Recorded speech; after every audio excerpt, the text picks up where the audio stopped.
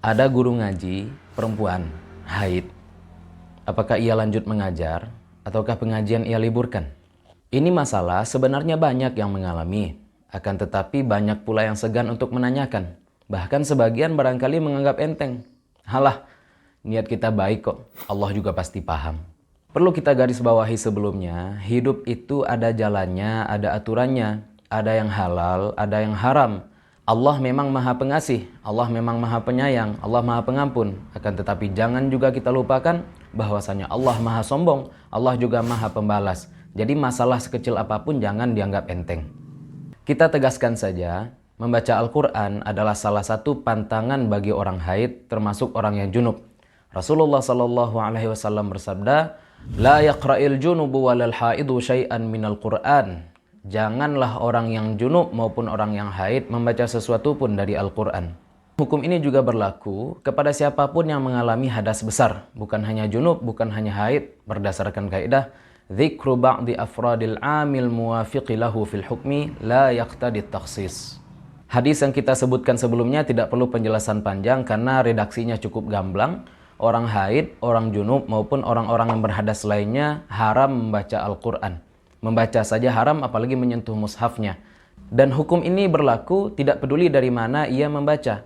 Apakah ia membaca dari mushaf Al-Quran ataupun dari handphone atau mungkin dia membaca dari hafalannya. Namun sebagaimana hukum fikih pada umumnya, objeknya harus jelas. Yang dilarang di dalam hadis adalah qiraah, membaca. Kalau di dalam bahasa fikih didetailkan membaca dengan niat tilawah. Efeknya, pembacaan Al-Quran yang tidak diniatkan untuk tilawah itu diperbolehkan. Dan bentuk-bentuk qiraah tanpa niat tilawah ini adalah membaca Al-Quran dengan niat zikir. Sebagaimana perempuan haid yang sudah terbiasa membaca ayat kursi sebelum tidur ataupun membaca Bismillahirrahmanirrahim sebelum makan. Selanjutnya adalah membaca Al-Quran dengan niat istishfa atau meminta kesembuhan.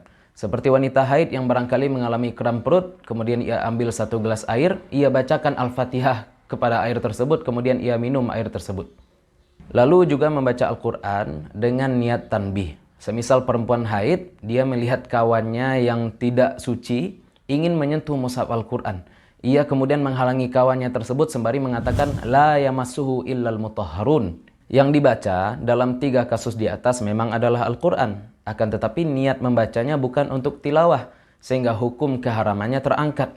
Perempuan haid tetap diperbolehkan untuk berzikir, untuk beristishfa, untuk bertanbih, meskipun objeknya adalah ayat-ayat Al-Quran, dengan syarat niatnya diganti sesuai dengan kebutuhan. Maka untuk guru ngaji perempuan yang mengalami haid, sebenarnya tiada persoalan. Ia cuma mendengarkan bacaan murid-muridnya. Sekalipun guru tersebut membaca, maka niatnya adalah untuk mengoreksi bacaan muridnya. Itu berarti masuk ke dalam kategori tanbih. Lalu bagaimana dengan wanita penghafal Al-Quran? Bolehkah ia memurajaah hafalan Qurannya ketika ia sedang haid? Ada 2 solusi di sini. Yang pertama, ia bisa mengubah niatnya dari yang tilawah menjadi zikir. Dia niatkan saja, misalkan dia berzikir dengan ayat-ayat Al-Quran 1 juz setiap salat fardu dan seterusnya. Solusi yang kedua adalah ia bisa saja membaca Al-Quran tanpa suara atau membaca dalam hati. Meskipun ia barangkali menggerak-gerakkan lidahnya ketika memurajaah hafalan tersebut. Karena yang dilarang hanyalah qiraah. Sedangkan menggerak-gerakkan lidah tanpa suara ataupun membaca di dalam hati itu tidak termasuk dalam kategori qiraah. Makanya orang yang sholat membaca Al-Fatihah dalam hati sholatnya tidak sah. Kenapa? Karena membaca dalam hati itu belum masuk kategori qiraah. Sama seperti pembahasan sebelumnya, mencintai Al-Quran itu ada aturannya. Jangan sampai niat baik dijadikan alasan untuk menghalalkan sesuatu yang haram. Yang haram tetaplah haram, meskipun niatnya baik. Wallahu ta'ala a'la wa a'lam, fastabiqul khairat, wallahul muwaffiqu ila aqwamit thariq, wassalamualaikum warahmatullahi wabarakatuh.